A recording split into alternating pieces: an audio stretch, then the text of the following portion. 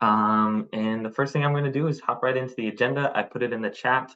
So if you're looking for it, there's the agenda in the chat along with a bunch of other links that Kelly is sharing and will be sharing throughout the webinar. So yeah, hop into the agenda and this is what you will see. If you are here for the first time, welcome. I'm really excited to have you here and talk about FOIA requests, challenges you're facing, tips to help you get the documents you're looking for, um, all those sort of things. I'm really, really excited to have people here to talk that through with. And if you're coming back from last week, I'm glad that I kept you and that you're still interested in being here and in being a part of this group. What I've been doing is putting all the notes into these kind of agendas that also can hopefully live on after the call. So you can log right into the note. I would put my name if you can, put your name, where you're from, what you're interested in the roll call, just so we can kind of see who's here, what they want to do, what you're looking to get out of this, just based on who you are and where you're coming from. You can also go down all the way to the bottom and check out our notes from our last meeting and the recording on YouTube. So if you go to our notes from our last meeting, you can see some people put who they are, where they're from on the roll call. We filed a request for legal notices about air pollution at different state agencies. We workshopped a few different questions, and then I put these links and resources at the bottom for a few different things, but also I put some more extensive notes on constructive denials, which is what happens when an agency just doesn't respond to your request. So if you're interested in that or any of those resources, go check out the notes from last week. This week, we will be talking about a few different things. The first thing is last week we did like a file along where I had a request I wanted to file or an idea for it, and we filed it all together on the call. This week, I'm starting us off with something like slightly different, which will grow and develop the more calls like this we have, and depending on what people are interested in. But my idea is to take some FOIA in the news and dig a little bit deeper into it. So reporting that's based on FOIA or just a topic in the news that we can maybe dig a little bit deeper into and talk through, or take something that was in the news that I thought was interesting and involved a public agency or something that looked like it would be good for a FOIA request and actually try to request that. This week is kind of a mix of both.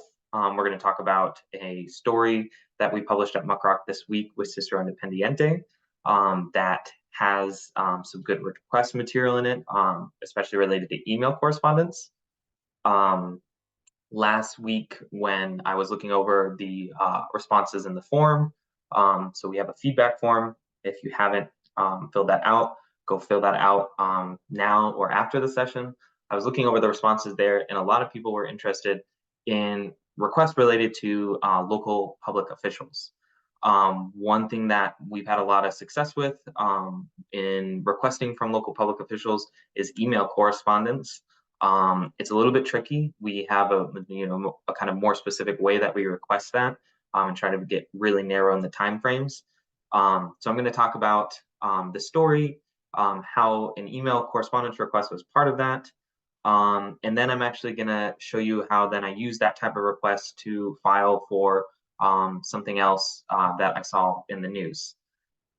And then after that, we're going to talk more about appeals because again, a part of that story, that email request correspondence was actually first rejected. And so the appeal was a big part of that story. So I'm going to walk with you through a specific appeal for that. And I think I have it down here. And I annotated my appeal, the language here. I'm going to show you how to file an appeal in Muckrock, but then I copied and pasted the language from my appeal over to a Google Doc where I'm just going to walk you through each paragraph because I know appeals can be they can be a little bit overwhelming at times because you feel like you have to be especially legal or like that it's a step up from a regular FOIA request or that you suddenly delved into a world that is more difficult than the original request. It's not, and hopefully what I can show you today is some basics of how that's not the case and how to appeal. Um, so yeah, that's what I have on the agenda. Last week we were just a normal Zoom call, so I could actually see you all and we could kind of stop and talk through things. This week we are a webinar. I think Kelly's in control of unmuting people, so we can still unmute people and have a conversation. If you have any questions, do ask them in the chat. I will have the chat up on another monitor over here, so I'll kind of be like bouncing back and forth, taking a look at different questions that come in through the chat as well. So that's what we have on the agenda today. If you want to put your own questions throughout the call or anything you want me to tackle during the call in here, that would be great. If you have requests you want to work through next time, or any specific questions that I can do some more research for you on, again, put that in the feedback form and tell me what we should talk about and how I should help you. So yeah, without any further ado, here's the story we published this week that I had started talking about at the top of this call. It's called "The Inside Story on a Billion-Dollar Chemical Company's Fight to Keep Its Secrets from the Public." We touched on this series that we're working with the Cicero Independiente on a little bit in the first call last week, because again, with the air pollution request, it was related to this work. But we've been partnering with the Cicero Independiente for about a year and a half now, working on air quality and environmental work, and trying to help them get public records about the topics that are most important to them and analyze them for reporting. One of the things we found is that there was one facility, one coal tar plant that you're seeing now in this video, that had recently and historically had a lot more violations than any coal tar plant or any facility in the area. And Cicero has a long history of industry, and people have been telling us in the community that they have bad air quality, that in the summer especially they smell sweet smells or really noxious smells, especially in the evening in the summer, that makes them stay indoors or gives them headaches. And that's kind of part of what the chemicals that this company pollutes does. And so we started digging deeper into the violations that this plant had. And we wrote this investigation and published it in December, showing what types of chemicals this company pollutes or emits, and what sort of violations they had racked up across the last decade or so, but also much earlier in the 20th century, because they're an old plant and they've been in Cicero for a while. This is what that plant looks like. After we published this initial investigation, we waited a week or 2 weeks, and then we filed a request for email correspondence about the story, basically, to the town presidents, or to the town of Cicero, and involving their town president, into the town of Stickney, which is right behind this plant. As you can see, there's a river right there. Right behind that river is the town of Stickney. They're technically responsible for the plant. So we did something, again, that I think reporters often do, which is wait a little bit to see how their reporting lands or their investigation lands, and then file this email correspondence request, asking for all emails from the public officials, or a few public officials that you think are most important. In those emails, the key strings of the name of the reporter or the name of the outlets, and maybe something important from the story. So we did that. We waited a few weeks. We filed the request. My request was originally rejected, and so I'm going to show you the appeal later on in this call. But my request was rejected, and we appealed it. We got the documents, and what we found right after our story was published was that the company had reached out to town officials and organized a community advisory panel. This community advisory panel was handpicked by the company themselves. You can see the members and representatives here, and they discussed our story there. But this panel, or this community advisory panel, didn't truly let anyone in the community know. It was organized behind closed doors. And when we finally got the documents or the emails showing that they were setting up this meeting to talk about our work, there was the mention of an agenda for the meeting. And so we requested the agenda. And then that took even longer to get. For a while, the company said, or not, sorry, the company, the town council in Stickney, the town said that they didn't have this agenda. They kind of used specific wording to skate around the fact of whether they had it or not. And we had to file a type of appeal that was actually more of a review from the Attorney General after they told us they didn't have it, because we could see in the emails that they were referencing it, but when we requested it themselves, they said they didn't have it. We're not going to talk about that type of appeal today. It's a little bit more wonky. But basically, when we did, which we did finally get the agenda, we found that they were talking about our story. Let's see if I can find the exact. Oh, here's something interesting as well. You can see a lot of the documents as part of this investigation where we shared through Document Cloud. The committee, despite not being an actual a committee or a panel subject to sunshine laws, because they didn't technically have enough public officials there, had its own bylaws. And that's something that came back through these requests as well. But let's see, here we go. This was actually on the meeting notes, on the meeting minutes that we finally did end up getting. And you can see they're talking about the story, and people are asking, are there alarm bells going off?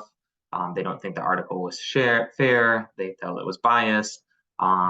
So we covered all that in this story and talked about how hard it was for us to get these public records. First, to know that there was a community advisory panel, and then to find out what was going on at the panel. So that's the backdrop for the request I'm going to talk through with you in a second.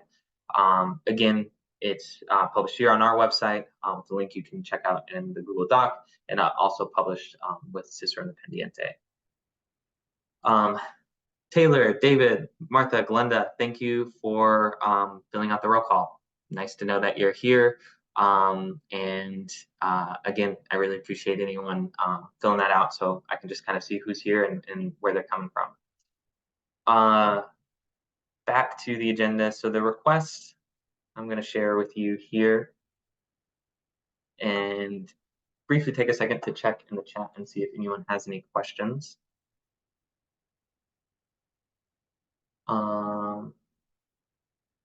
Okay, with some questions about the recording, linking to the agenda, got that. Glenda says the chat is disabled. Hopefully it's not now. And then Lori says, how can we involve Muckrock in a request? Lori, what we're showing you right now, what you're seeing on the screen is Muckrock. You can file a request directly through Muckrock. There's a lot of materials you could find in the agenda that could help you, show you just kind of the basics of how to do that. We're not filing a request on this this call actually, but on other calls we will actually just be filing a request, and I can show you on future calls just how to go through the process of filing a request on Muckrock. Evan Reese is asking, can I create my response and get input from the team on changes before I make it? Evan, this is actually the perfect place for that. So we don't have any feature in Muckrock, the tool, what you're looking at right now, that you can ask for feedback from our team. But if you do have a specific request that you want feedback on before you file it, you can share with me over email, share that in the forum, or just bring those ideas to this call, because this is really a call where I do want to talk over problems with requests, challenges, ideas for requests, and help people file those requests. So you're in the right place, Evan. This is the place to ask those questions. And yeah, I think hopefully that answers your two other questions, Evan. If it doesn't, we can come back to it later. So without further ado, I'm going to give you a chance to read this, or maybe you have been reading it while I've been talking. But this is the request that started this story that I was just showing you. So when we file a request for emails from a public official or public officials, we use pretty specific language that I kind of just copy and paste, and then fill in the gaps over again. Actually, sometimes I just go back to my old requests and think and look at how I filed it before on Muckrock, and then either clone it. You can see here in Muckrock, you can clone a request. So if you're looking to file this type of request and know the specific words you're looking for, the dates, you can go into Muckrock and clone the request. Or if you're working outside of Muckrock, you can just come in and copy and paste. So the language we use here is any and all emails sent to, from, or CC'd. This is just to cover our basis of all possibilities. So to, from, or CC'd, then the name of the public official that you're interested in. Sometimes it helps if you have a domain or an email for that person, or domains and emails for other people involved. Say I was looking for emails between Jeff Wallach and people from Coppers, the facility. I would say between Jeff Wallach, maybe I found his email online, and then I would say and at coppers.com or something, if that's their email, or their email domain. So you have the public official's name then, and then you have the dates. And with emails, it's really important to have a pretty narrow time frame for dates, especially if, like in this case, you just have one person and a few keywords. I mean, these keywords are pretty specific. You can see coppers, pollution, violation, independiente, muckrock. That should narrow it down a bit, but it still is a lot to review for the agency to go through all the emails.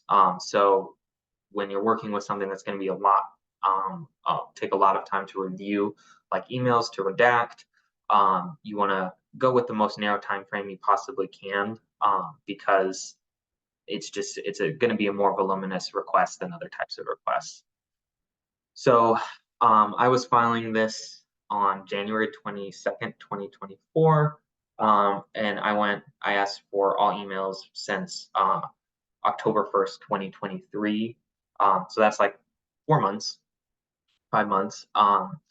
And the end date I put and often put in different requests is the date that this request is ultimately fulfilled. That just kind of covers us all the way up until you get the response.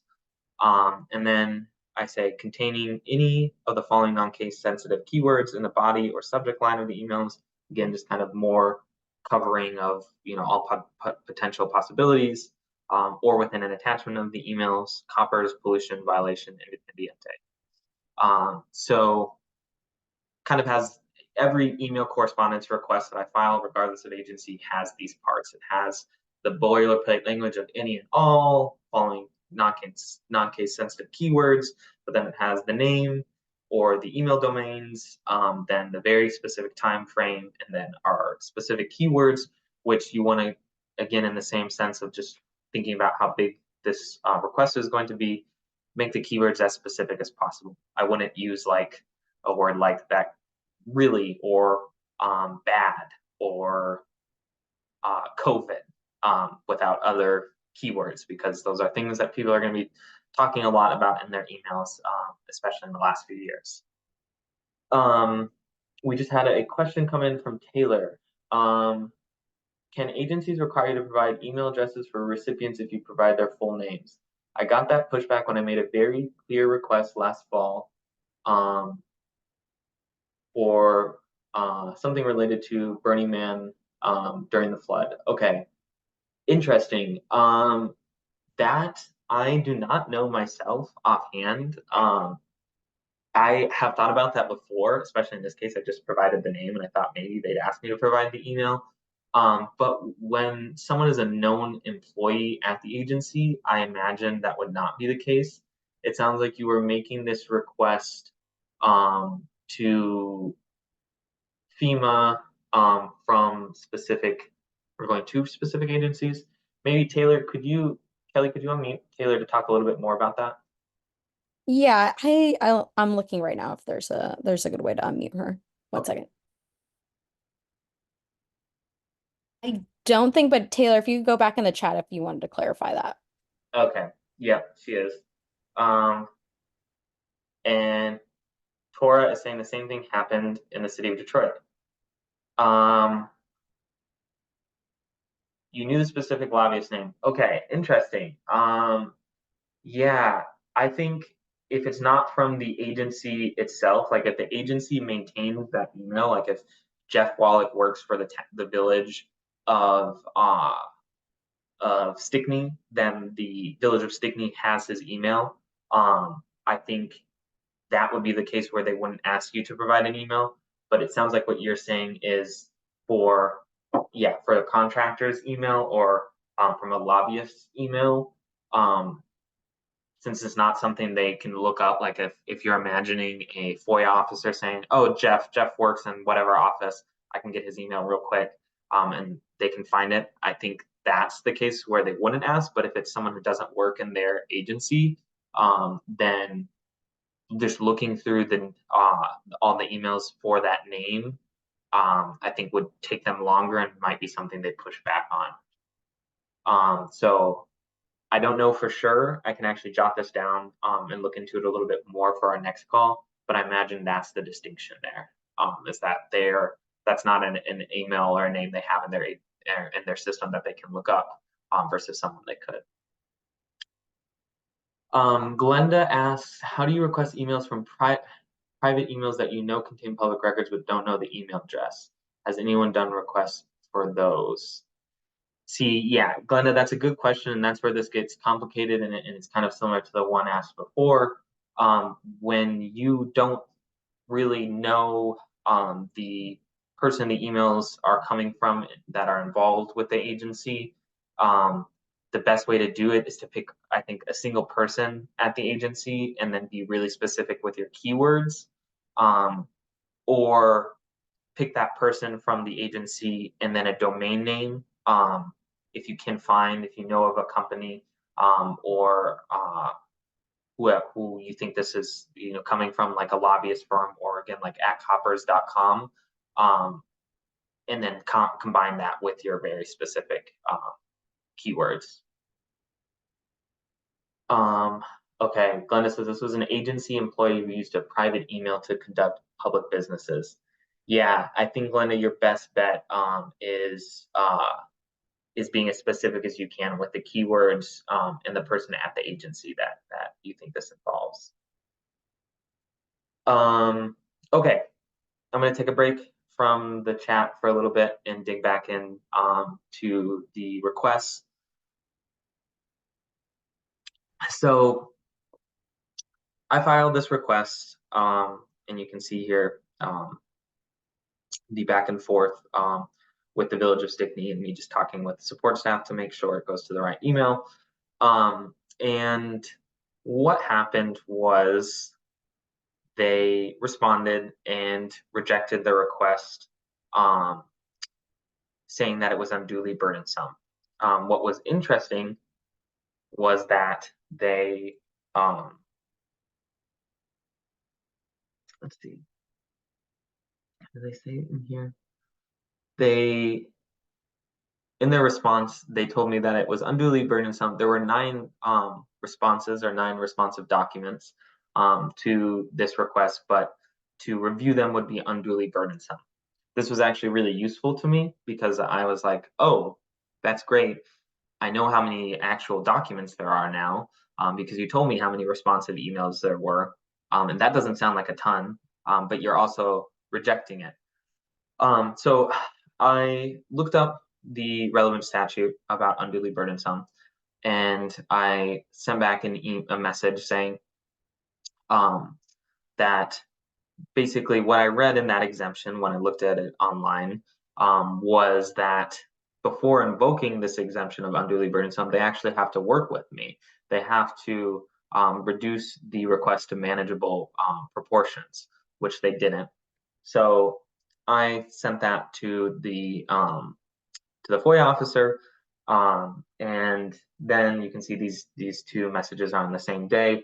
I often do a combination, especially when I've already been rejected and want to move fast on something, of um, pushing back a little bit, saying, "Hey, actually, I looked at the exemption you cited, and I don't know if this adds up to me." And then I call the officer to talk on the phone, just to hash it out more over the phone, if that's better or quicker or easier for them. Um, I called this officer, and she uh, did not tell me anything more than that it was unduly burdensome. It would be too difficult for legal review, and they just can't do it. So I then um, got the feeling that she was already frustrated, and not did not want to talk about this more, did not want to comply with this request. So I then repeated back um, in writing, which I think is always important with FOIA requests. Hey, I talked to you on the phone, and I sent you this message saying, hey, your rejection doesn't fit to the exemption that you cited. You were supposed to work with me. Instead, you didn't work with me, and you just rejected it.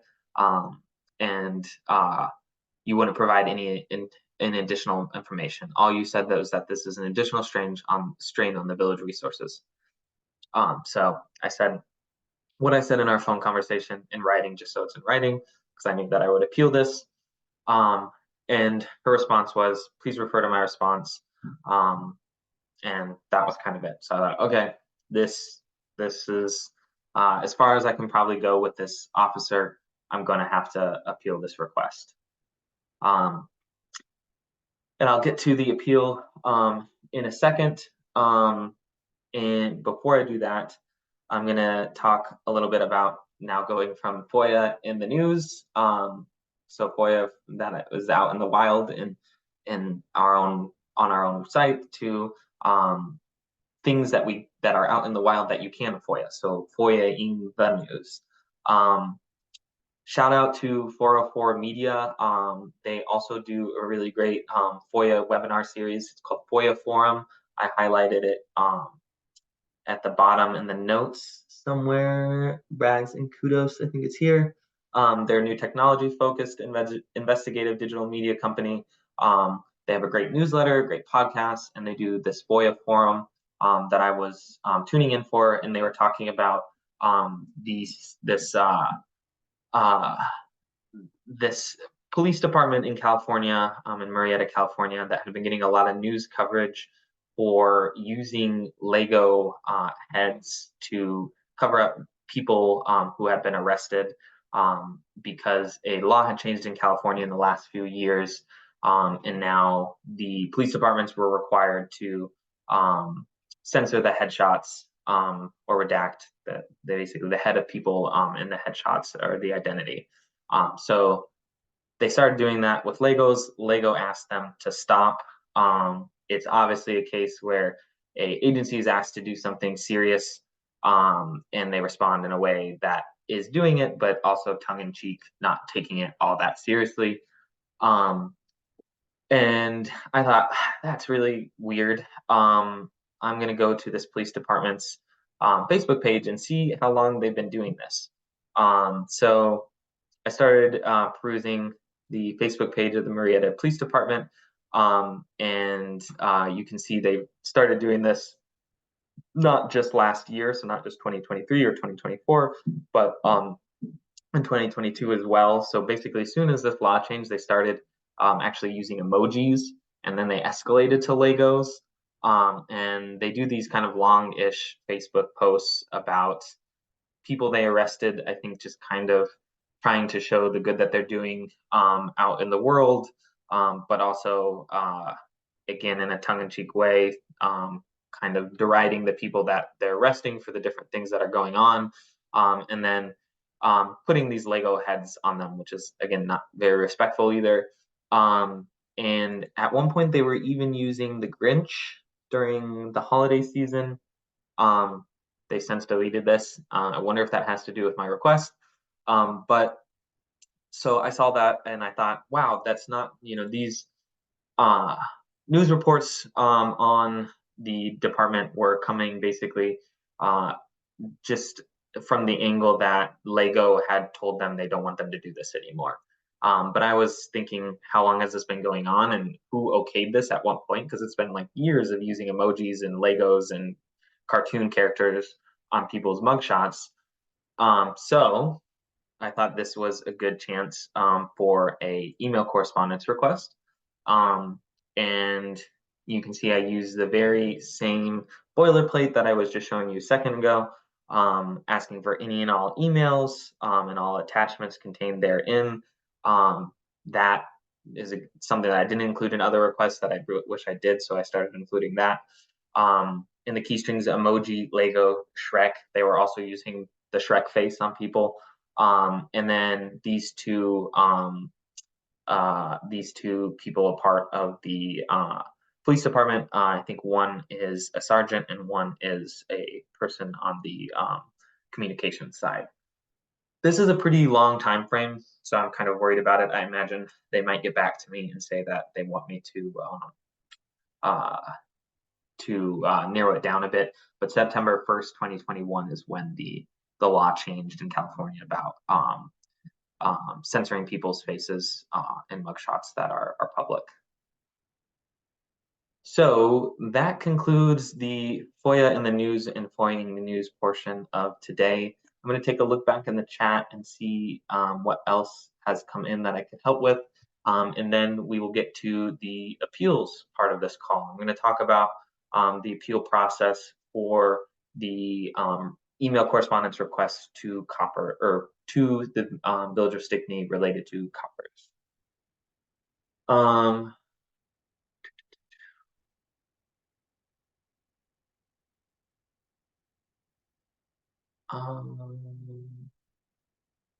Tora asks, is there a way to FOIA emails from a nonprofit? Um, Tora, I think the best way to do that or to be able to get any emails related to a nonprofit is places where they intersect with a public agency. So this is kind of similar to what I was saying earlier. If you know the domain, and, the domain email for that, or the domain where the email is hosted for that nonprofit, like mine is muckrock.com. So if you knew that was at muckrock.com, you could request all emails to a public agency that were sent to from or CC'd someone from who had the domain at anyone with the domain at muckrock.com. If it is a nonprofit that has, I forget what the exact percentage is, but I do know that if a nonprofit or non-governmental agency receives a high enough amount of its funding from public agencies, it's also subject to FOIA. So I might also look into that. If you know this nonprofit might be in that position, then it's worth looking into when nonprofits are subject to FOIA, depending on how much funding they have from the government.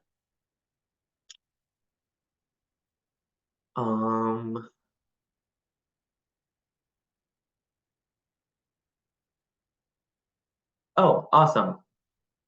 So Tora said it is the lead organization for the HUD Continuum of Care. Great. And I think hopefully that's a useful answer to your question then. If you do file that and you use any of the language or the style of requesting email correspondence here, let me know and keep us all updated. I want to know what's going on with that request and how it goes. So now I want to talk a little bit about the appeal for that. So where did that go? If you go to the bullet point here, anatomy of an appeal, that's the appeal itself. I'm going to walk through. We're already at about 40 minutes. But before I get to that, I'm going to talk a little bit about filing an appeal on Muckrock. So if you're on Muckrock, if you filed this request through Muckrock, you can also file the appeal through Muckrock. This guide shows you how to do that. It's right next to your follow-up button on your request. You just click appeal, and then basically you'll write the appeal you will still write the appeal yourself unless you click the Get Help button. So you can ask for help. We do have experts who weigh in on different challenges with appeals.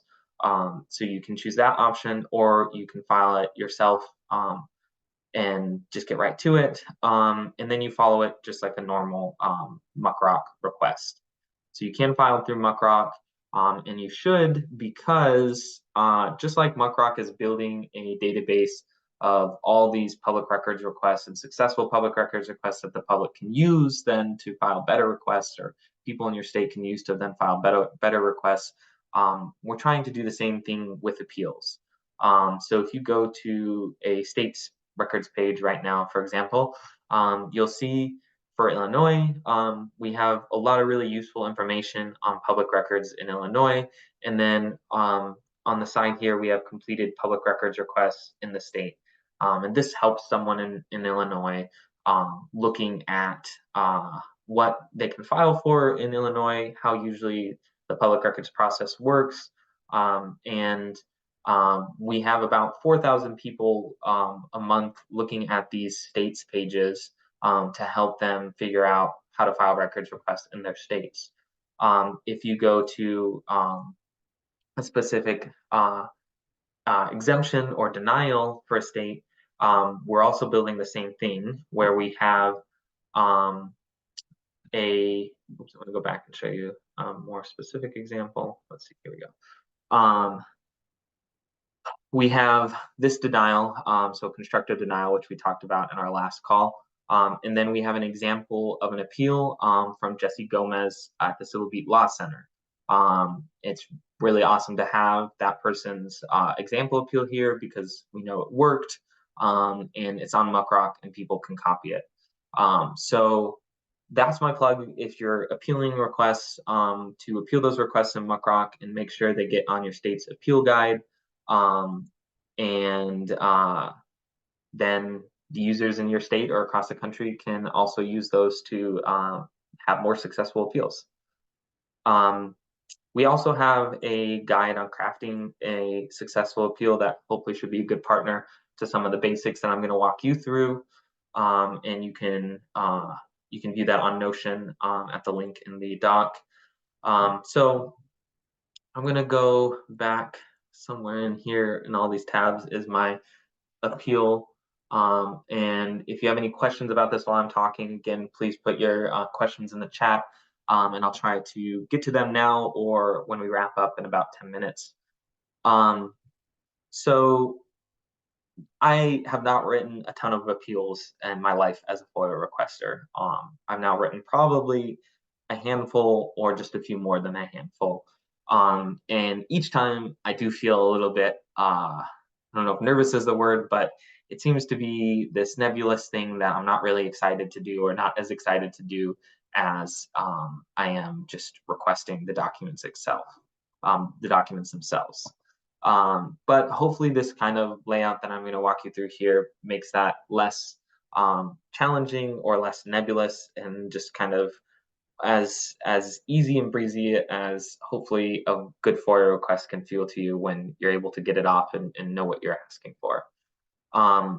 So this was filed to the State Attorney General. Again, if you're filing in Muckrock, our support staff will make sure your appeal goes to the right place.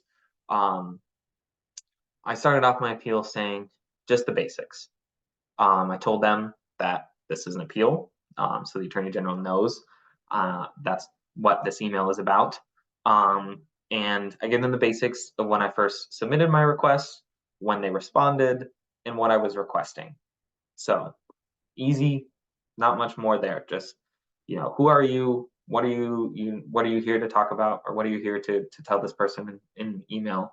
You're appealing a request on this date. You received a response on this date. The email or the request was about these documents.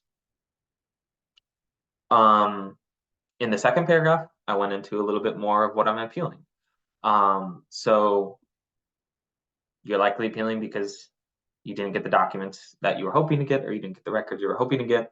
So why did they reject your request? That's what could come into this next section. So you say, I'm appealing the rejection based on this exemption. I'm telling them what happened. I'm saying, hey, the village got back to me and they said that this was too burdensome. They did say that there were 9 responsive emails, but they said that reviewing them would be too burdensome and it would be an additional strain on the village's resources. So that's step 2. I told them what I'm requesting. I told them why my request was rejected. Um, and now step 3 is what I like to think of as kind of the due diligence part of this. Like, so you're saying you requested A, you're saying they rejected it because of B. How do we know that you tried to work with this officer, with this agency, based on what the law says about this document or this type of public record? So I'm saying I inquired both through email and over the phone to talk to the FOIA officer. They did not estimate the number of pages that were responsive to my request, nor the time that it would take to review and redact those records, and they didn't ask me to narrow or reduce the request before the rejection. So I'm saying I was open to doing all these things. I attempted to. I attempted to contact the custodian or the records officer about these things, but they were saying no is no is no. Nine emails is too much. We're not going to review those. Um, so then I say, and this is the key, that these things I was doing, these parts of the request or of the request and the correspondence back and forth with this FOIA officer that I thought were important are important because they're actually a part of the law. So when I receive this rejection, and this is what you should do with all rejections, even though it's a little bit tedious and reading the legal jargon is not fun. I, as quick as I could, went back to that request, took a look at it, and then compared it with the exemption that they were citing. And they cited this specific statute. And if you go down to part of the statute, it talks about when this is used or when this exemption is used, what's required of the public agency. And so what they say beyond, how this applies or when this can apply is that when it does apply, that the agency must confer with the requester to reduce the request to manageable proportions, which they didn't do in my case. They should try to narrow the request and reduce the burden on the public body. And it applies in the cases where the public interests or where the document being requested does not outweigh the public interest. So I thought this is great, actually, to see all this in writing because I tried to do this with this custodian, but they did not. And actually, I know it's required by law. So I'm going to tell the attorney general. In some states, there may be mediation in other ways that I attempted to do the things that the law said. It was the agency that was not complying. Then what was also helpful is I just Googled unduly burdensome Illinois public record to see if there were any recent opinions about what is unduly burdensome by law. And there were some good examples. And what the examples made clear is that these types of requests can be narrowed down and should be narrowed down. And I wasn't given the option to do that. It was just outright rejected. So I included those decisions to say this is a part of the law. There have been recent decisions that show how to comply with these types of requests or how to respond to these types of requests, and that those options weren't taken. And then lastly, I noted the importance of these requests, the value that they serve for the public interest, just like the legal language I was showing you also said. The statute also said that the public interest is an important part of the calculation of what is unduly burdensome. So I added that then at the bottom. And I've been talking through these points, this anatomy of the appeal for a bit now. I am gonna turn quickly back to the chat and see if anything about this appeal has come in. Okay, I have some good questions here that I might take at the end, but none are specifically about this appeal or appeals in general. If you have any questions about appeals, please put them in the chat. Um, Oh, great. Evan Reese says, who did you send this appeal to? So this appeal went to the state attorney general or part of the state attorney general's office in Illinois. Um, so they have someone there who will review it. In different states, I know there are different levels of mediation, or mediation happens in different ways. So it won't always go to the same person, and appeals in different states work in I think vastly different ways. But if you file the appeal in Muckrock, our support staff will make sure it goes to the right place, and you'll see that on your request.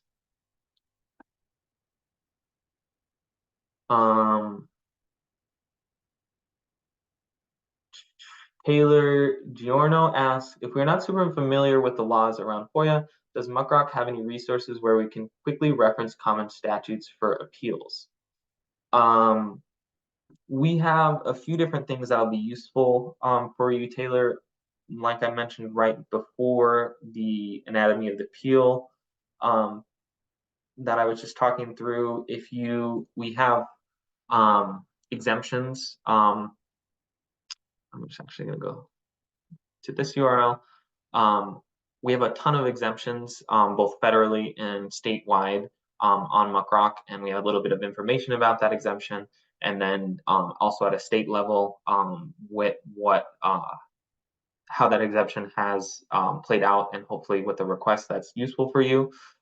So when you're given a certain exemption and thinking about appealing, I would go to the exemptions page of Muckrock, take a look again if maybe you're looking at the constructive denial in Hawaii, see if there's an example use of that, and try to formulate that in a way for your request. And I would also highlight the FOIA wiki for all things in exemptions. There's a lot of good stuff here as well. So I would toggle back and forth between Muckrock's exemption pages and the wiki page for that exemption, or for the federal version of that exemption. I am going to stop sharing my screen for the moment and dig into some more questions.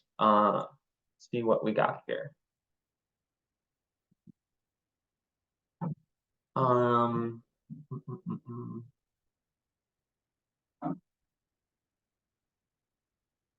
Evan Reese says, so if we appeal on the Muckrock platform, Muckrock will take care of who to send the appeal to. Yes, Evan, that is exactly right. That is what happens. And again, you can write the appeal yourself. Hopefully, if you're writing an appeal, that anatomy of appeal Google Doc I just shared with you is useful to you, and all the other resources on Muckrock. If you're especially confused, you can click the Get Help button there as well.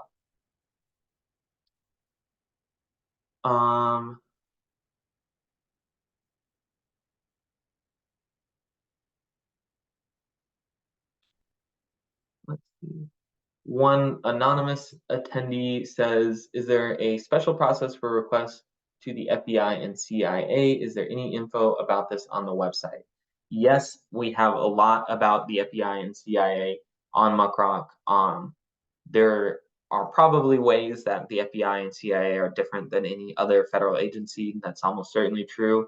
I have not had a lot of experience filing requests to them, but there are a lot of FBI and CIA requests on Muckrock, and a lot of good material. So I would go to Muckrock's news tab and type in FBI or CIA. I know we've done a few different projects related to documents, especially the CREST documents from the CIA. Look at those, check those out, follow those requests, and then go back to the request tab and just see what other users have filed to the FBI or CIA. Um,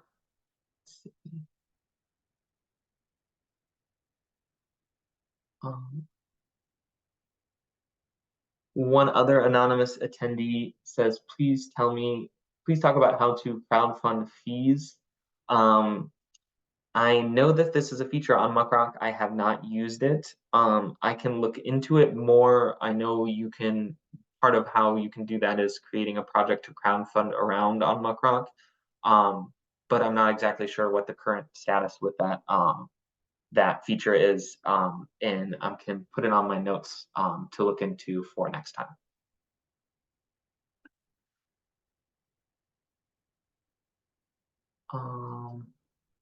Marina has her hand raised. Let's see. I Oh, I can allow people to talk. Aha. Okay. Let me try this. Marina, I'm gonna allow you to ask this question yourself. Hi. Hi. I just placed a question Mhm. and I didn't get an answer. Is there any way that you can tell me? Your question that you submitted a request and you're asking for our assistance. Yes, please. What Did you receive my request? Muckrock, if you submitted it through the Muckrock portal, we certainly received your request. I personally did not, but if you could talk to me about your request, I could maybe offer some insight, or maybe other people in this group could as well. Well, I need to get my documents, and it's very difficult for me to reach anybody. Every time I send an email or anything, it doesn't get anywhere. So, I mean, this has been happening to me for a very, very long time. That's why I'm trying to make sure that, I wanted to see if I can get through today. And it's a miracle Yeah, because I haven't been able to reach anybody for decades. So I'm very happy that I'm reaching somebody. But I really, really, really will appreciate if you can submit my request and get my FOIA. yeah. Can you, Marina? Thank you for sharing. First of all, can you put the documents that you're referencing and your request, any information about it in that feedback form for me, and I will go through and I'll look there, and maybe we can talk about it on the next call. Okay. All right. Thank you so very much. Thank you. All right. Let me take a look at any other questions. Um,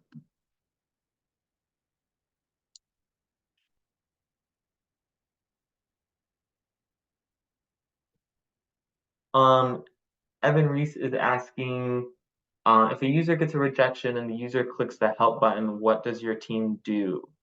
So the help button is mostly used for kind of logistical or technical problems that you're having on the request. If it looks like it didn't go to the right place, if a response landed in the wrong part of the or like the wrong request back to you, if you got someone else's or something weird is going on in the portal. If you're appealing and you want help with appeal based on a rejection, that appeal or your request for help with that appeal will be sent to our support staff, who we've enlisted a group of people, of FOIA experts that will consult and get back to you with help on the appeal itself.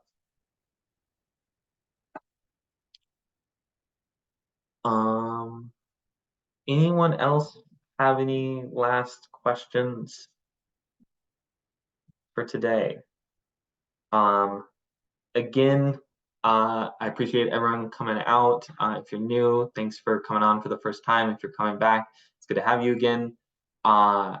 Check out the notes for this week, for last week, and let me know in the feedback form or through email what you want to see for next time. If there are parts of this that were super fun, like the FOIA the news, which I thought was fun or could be fun, let me know. If there were parts that were really boring, let me know.